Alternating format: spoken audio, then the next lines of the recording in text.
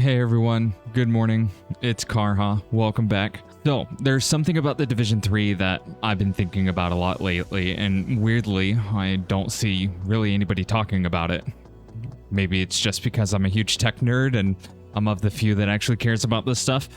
But whenever The Division 3 comes up, everybody understandably wants to talk about the game itself. The setting, the gear, the builds, the dark zone, and the end game, all of it. But there's another part of The Division 3 that I think people are seriously overlooking. The technology behind it. Specifically Snowdrop.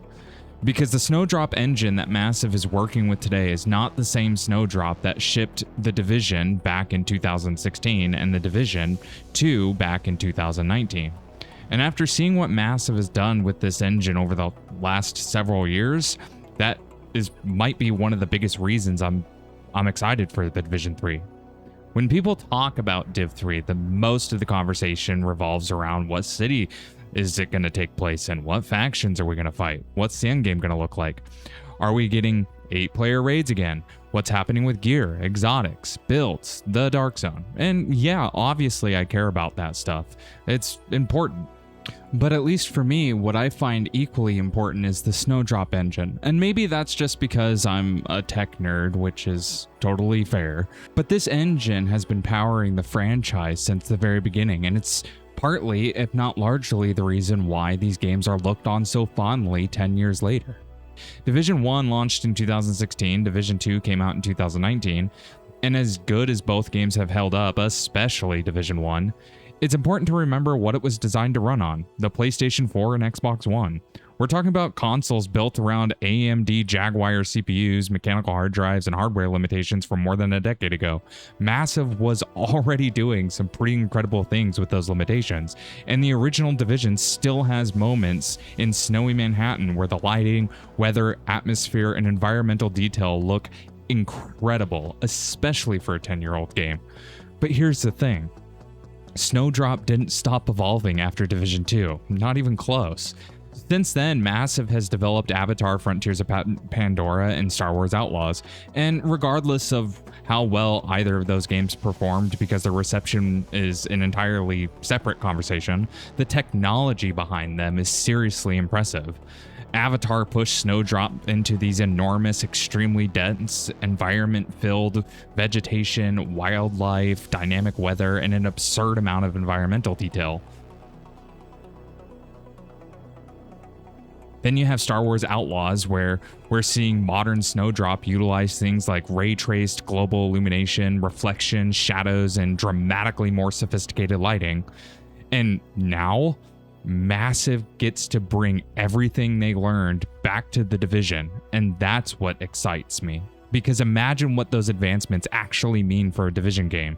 And don't just think about better graphics, think about what makes The Division visually special in the first place. Dark interiors, emergency lighting, snowstorms, fog, rain, wet pavement, abandoned buildings, flashlights, fires burning in the streets, Christmas lights hanging over a city that's falling apart.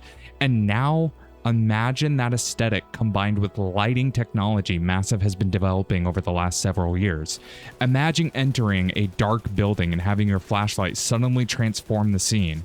Imagine muzzle flashes briefly illuminating the entire room, emergency lights bouncing red illumination through a hallway, neon signs reflecting across rain-covered streets, firelights spilling through windows and alleyways. That's the Division 1's atmosphere with a completely different, elevated level of technology behind it. And it's not just rendering either. Snowdrop has been heavily built around node-based tools that allow designers to create things like missions, AI behaviors, and gameplay systems. Massive has spent years improving these tools. They've built larger worlds, more complicated environments, better streaming systems, more sophisticated NPC behavior, better content pipelines, and now they're developing the Division 3 with everything they've learned doing that. There's one gigantic difference this time around as well. They aren't building a Division game around Xbox One and PlayStation 4 anymore. That matters a lot. These old consoles affect far more than resolution and graphics. CPU performance affects how much simulation you can have happening. Memory affects how complicated environments can become. Storage speeds affect how quickly you can move through the world and how much information can be streamed around you. Modern hardware completely changes those limitations and blows these consoles out of the water performance-wise. So when I think about the Division 3, I'm not just thinking, I want another looter shooter. Obviously, I want builds, I want gear, I want exotics, I want the ridiculous theory crafting. I want to spend an embarrassing amount of time staring at spreadsheets trying to squeeze another 3% damage out of something. That's part of the Division. But I'm also excited because this could be the first time we see a Division game built from the ground up around what modern Snowdrop can actually do.